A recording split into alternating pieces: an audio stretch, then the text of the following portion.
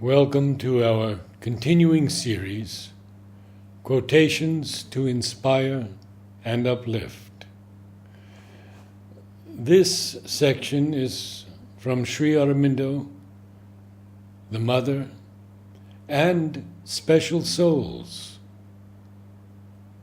Part 3, On the New World, Part 1. Each friend represents a world in us, a world not born until they arrive. And it is only by this meeting that a new world is born. Anais Nin. A lot of people resist transition and therefore never allow themselves to enjoy who they are. Embrace the change, no matter what it is. Once you do, you can learn about the new world you're in and take advantage of it. Nikki Giovanni. The magnificent cosmos is a palace that has the sun and the moon as its lamps, and the stars as its candles. Time is like a rope or ribbon hung within it, onto which the glorious Creator each year threads a new world. Syed Nursi. We must believe that it is the darkest before the dawn of a beautiful new world. We will see it when we believe it. Saul Alinsky.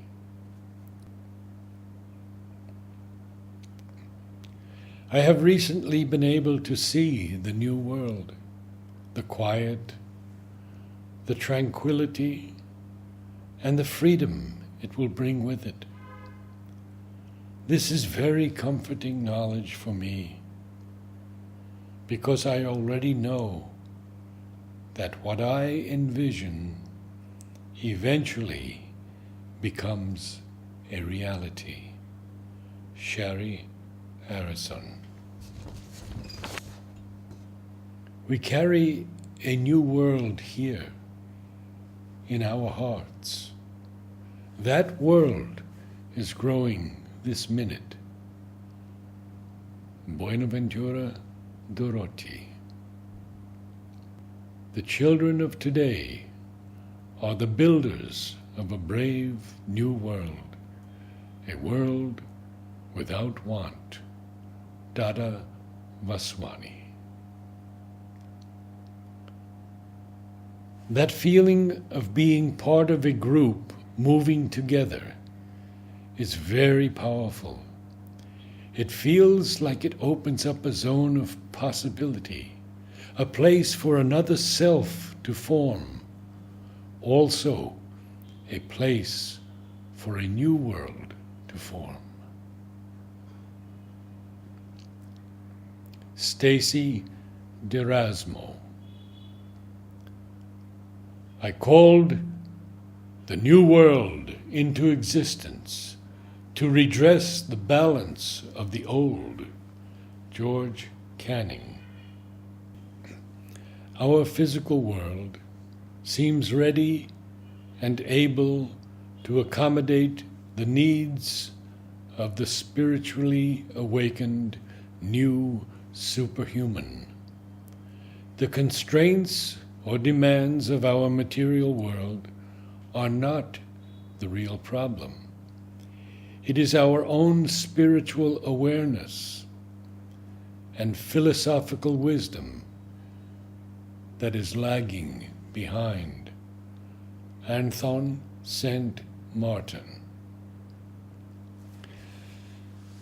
I have shared the above quotations from some fine thinkers and spiritual seekers, but the new world that has been born is that brought down by Sri Aurobindo and the Mother. Here are their words. I am afraid I can hold out but cold comfort, for the present at least, to those of your correspondents who are lamenting the present state of things. Things are bad, are growing worse, and may at any time grow worst, or worse than worst, if that is possible. And anything, however paradoxical, seems possible in the present perturbed world. The best thing for them is to realize that all this was necessary, because certain possibilities had to emerge and be got rid of, if a new and better world was at all to come into being. It would not have done to postpone them for a later time. It is, as in yoga, where things active or latent in the being have to be put into action in the light, so that they may be grappled with and thrown out, or to emerge from latency in the depths for the same purificatory purpose. Also, they can remember the adage that night is darkest before dawn, and that the coming of dawn is inevitable. But they must remember too that the new world whose coming we envisage is not to be made of the same texture as the old, and different only in pattern, and that it must come by other means, from within, and not from without. So the best way is not to be too much preoccupied with the lamentable things that are happening outside, but themselves to grow within, so that they may be ready for the new world, whatever the form it may take. From the Mother.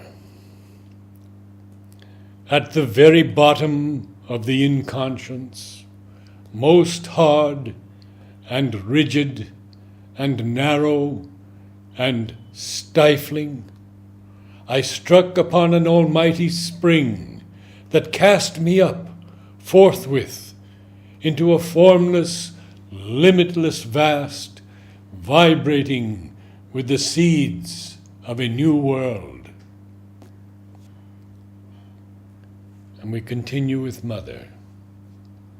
This evening, the Divine Presence, concrete and material, was there, present amongst you. I had a form of living gold, bigger than the universe, and I was facing a huge and massive golden door, which separated the world from the divine.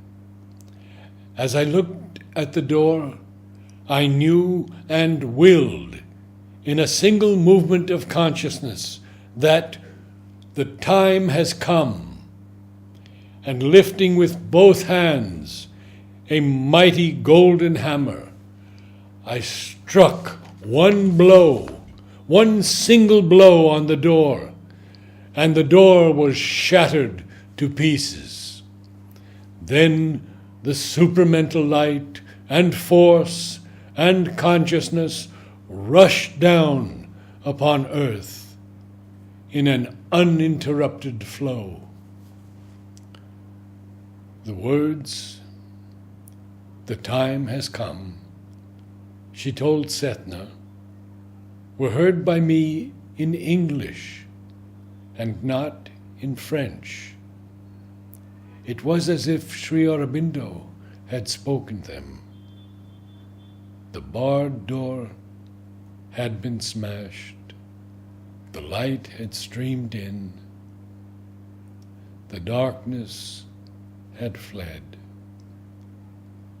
and the supramental dispensation had begun at last. As she later told Dr. Indra Sen, the light kept pouring for 20 minutes. Rather, I watched it for 20 minutes in meditation and then stopped the meditation. I had to make a special effort to return into my external individual self, and it was with great difficulty that I could utter a word.